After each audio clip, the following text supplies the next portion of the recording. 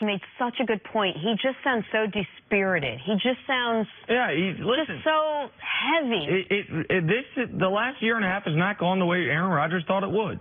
Last year broke his collarbone. Nobody blames him for that. Not his fault, but like they're 4-1. And think about what had led up to that year. The year before, they're in the NFC Championship game. Yeah. They can't get past Atlanta.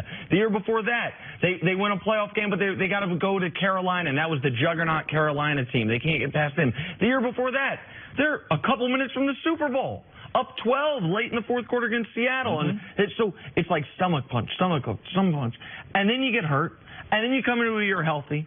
And week 1 of the year, you get hurt, which just compounded what had happened in the offseason. You lose Jordy Nelson. You lose your quarterback's coach.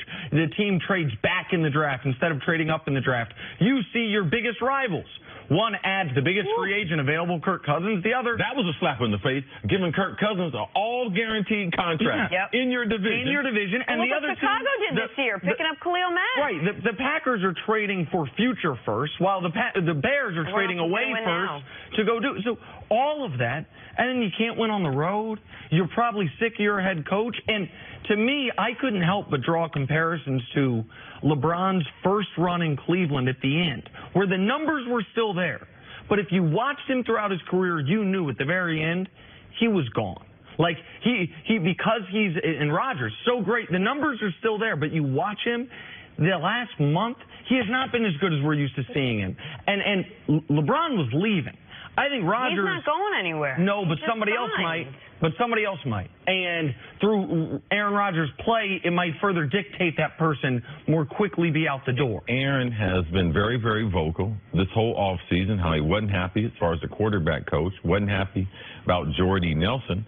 Like, things just have not gone the way Aaron Rodgers, what we call the most talented quarterback, not the most accomplished. The most accomplished happens to be in New England. So in this business, you can get frustrated, and that's where Aaron Rodgers is.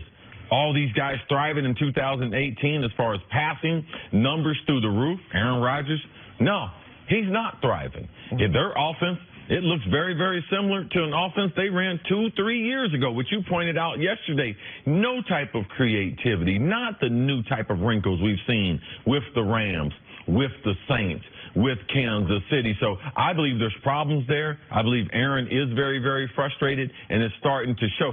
When a starting quarterback reels off 5 games that he's got to win, I didn't like him doing that, because if they lose the first one, what do they do them other 4 games? And those young players he sent that message to. So now you're not playing for anything. So there's concern about Green Bay, and I believe it's going to get worse the next month of the season. But so earlier we were talking about Tom Brady saying, if I don't turn the ball over, we win. This has got to be part of Rodgers' frustration, even though I'm sure he hasn't crunched the numbers like this. When Rodgers doesn't turn the ball over, the Packers win 75% of the time. When Brady does turn the ball over, the Patriots win 68% of the time. So that's a difference, but not a drastic difference, right? Like, so these other great quarterbacks can make a mistake, can be off, and their team can win. Rodgers, and again, I want to make this clear, I don't think Rodgers has been excellent this year. His completion percentage is way down. He looks like a guy who goes into each game thinking, man, I have to make every play.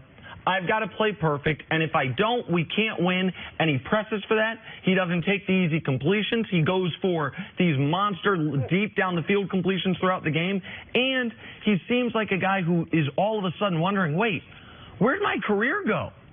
A couple years after I missed my first 3 years because Brett Favre won't quit. Shortly after I become the starter, we win a Super Bowl. A year later, we go 15-1, get knocked out, but hey, we're going to be there every year. And they were in the playoffs every year, but didn't get too many how many conference championship games in Green Bay? Oh, wait, that 15-1 season was the last time they would have had that opportunity. Like, when the playoffs are never coming through here, now we're staring at 2 straight years of missing the playoffs, and I'm going into year 15. Okay, but if you're Packer fans right now, what is the light at the end of the tunnel look like? Do you say, all right, we'll get rid of Mike McCarthy and then everything will be better? Do you say, well, we're going to build in the draft, we're going to finally play free agency? That's the light. Number 12. Okay, but that was the light this season, and look what it's turned into. Well, they got to build support him, like the way these other quarterbacks are being supported. They have to be able to make up their mind. Are they going to go with staying where they are, keep their continuity, or are they going to shake up the organization? Yes. And if they do decide to do that, then they realize there's some tremendous risk at doing it. Adds variance. What system do you run? Yeah. Because whatever system you decide to run, either you're running the system of an offensive coach or you're running Aaron Rodgers' system, and Aaron is telling you what to do. All right, let's look ahead now to Thursday night football because